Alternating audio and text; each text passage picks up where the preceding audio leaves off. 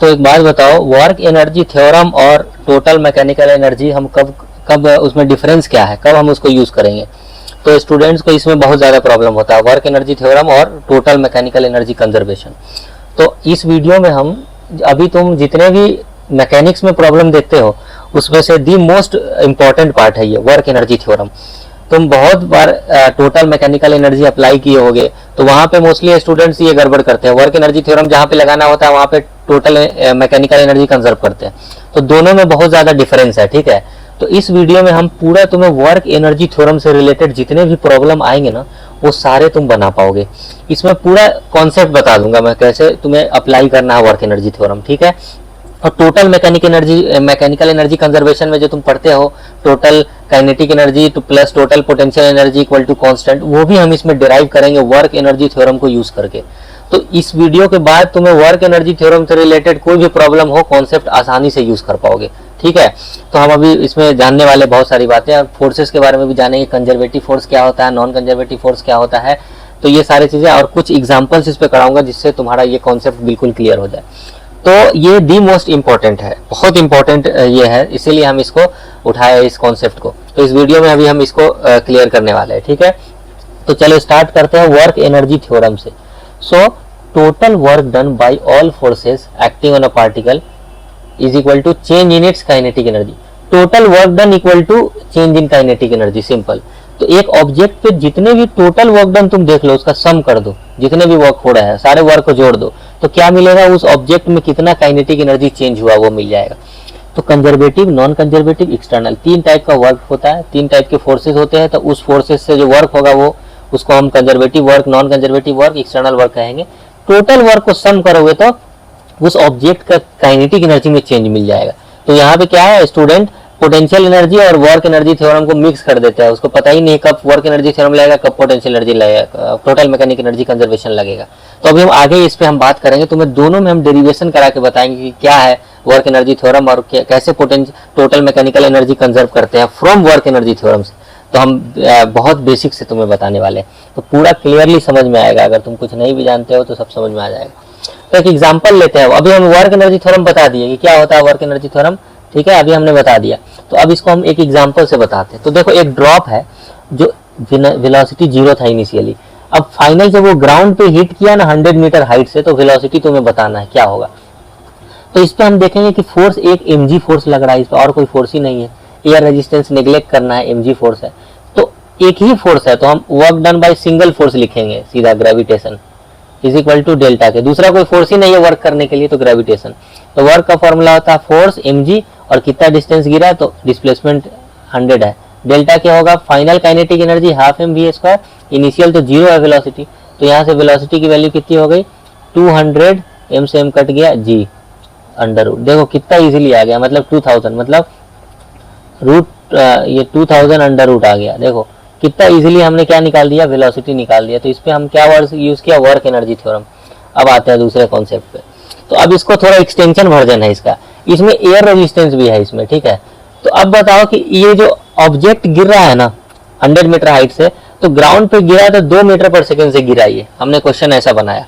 तो आपसे पूछा work done on drop by resistive force, तो ये ड्रॉप था एक जो गिर रहा, तो इस ड्रॉप पे रेजिस्टिव फोर्स कितना वर्क करेगा ये निकालना। तो अब इसमें वर्क निकालना है, तो फॉर्मूला क्या लगेगा, वर्क एनर्जी थ्योरम लगेगा, तो लगा दो work done by all the forces. तो कितने फोर्स इस पे लग रहा है, एक ऑब्जेक्ट है भाई, अगर वो नीचे गिर रहा है तो एक तो mg लग रहा है इस पे, और ये नीचे गिर रहा है ना, तो इस पे रेजिस्टिव फोर्स एयर के वजह से जो एयर होगा वो ऊपर लगाएगा इस पर, एयर रेजिस्टिव फोर्स F। तो दो फोर्सेज लग रहा है, एक ऊपर एक नीचे। डिस्प्लेसमेंट किधर हो रहा है, तो नीचे हो रहा है, कितना 100 मीटर। तो work done by resistive force plus work done by gravitational force is equal to delta K. हमने वर्क एनर्जी थ्योरम लिख दिया, दो ही फोर्स है तो दो ही वर्क डन आएगा। रेजिस्टिव फोर्स हमें निकालना है, ग्रेविटेशनल फोर्स होगा mg फोर्स, डिस्प्लेसमेंट है 100, डेल्टा क्या होगा, नीचे हमें पता है हाफ m इंटू 2² और इनिशियली 0 पे था, ड्रॉप कितने पे था, रेस्ट पे था, बस हो गया। तो यहाँ से work done by resistive force कितना आ गया तुम्हारा 4 और 2, यहाँ पे हो गया 2 m आएगा ना, सॉरी 2m आएगा यहाँ पे, है ना, और माइनस में यहाँ पे mg इंटू 100, बस। तो आंसर क्या हो गया, m कॉमन ले लो तो 2 माइनस 100 इंटू g मतलब 1000, तो कितना हो गया 1098 g, सॉरी कितना हो गया 998 G।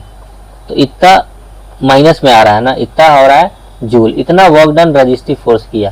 देखो कितना सिंपली हमने निकाल दिया। अब एक और एग्जांपल कराते हैं, बहुत सी इजी है। सिंपल पेंडुलम है, वो यहाँ से इसको हम थोड़ा सा इसको रफ कर देते हैं। ये देखो सिंपल पेंडुलम एक है, इस पे तुम्हें बताना है कि ये जब ग्राउंड पे हिट करेगा ना तो किस वेलोसिटी से हिट करेगा। ठीक है, इसको मिटा देते हैं, क्वेश्चन ये है।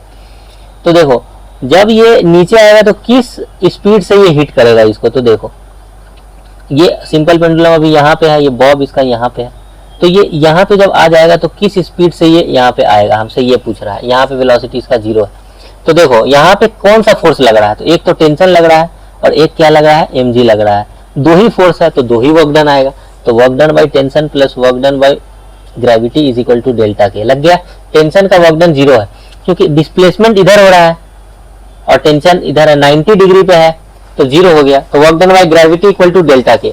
अब ग्रेविटी कितना वर्क डन करता है, तो फोर्स ऑफ ग्रेविटी कितना है mg और डिस्प्लेसमेंट कितना हुआ ग्रेविटी का।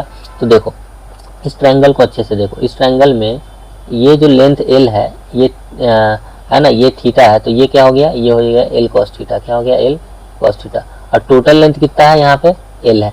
तो डिस्प्लेसमेंट कितना हुआ इसका, गौर से देखो यहाँ पे, मैं इसको समझाने को, डिस्प्लेसमेंट तो इतना ही हुआ ना भाई, तो इतना कितना होगा, इतना होगा, यस और नो।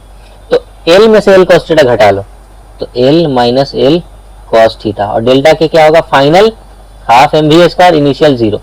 तो यहाँ से वेलोसिटी की वैल्यू कितनी हो गई, m से m कट गया, 2g, l कॉमन ले लो, 1 माइनस cos थीटा, यहाँ पे अंडर रूट। बहुत सिंपली वेलोसिटी निकाल दिया, देखो बहुत सिंपली यूज करना। अब इंपॉर्टेंट आते हैं हम कॉन्सेप्ट ऑफ पोटेंशियल एनर्जी। तो देखो अब वर्क एनर्जी में हम क्या है ना, पोटेंशियल एनर्जी को कैसे लिखते हैं, अभी हमको ये जानना है इसमें। ठीक है, वर्क एनर्जी थ्योरम में। तो देखो पहले, सबसे पहले तो ये जानो कि पोटेंशियल एनर्जी क्या होता है। तो work done by conservative force, अगर कोई कंजर्वेटिव फोर्स है ना, अभी बताते हैं क्या है कंजर्वेटिव फोर्स। वो कंजर्वेटिव फोर्स जो वर्क करेगा ना, उसका नेगेटिव पोटेंशियल एनर्जी आएगा सिस्टम का। तो work done by conservative force अगर मान लो कि 2 जूल है, तो चेंज इन पोटेंशियल एनर्जी कितना होगा, माइनस हो जाएगा, उसका माइनस कर देना बस, सिंपल।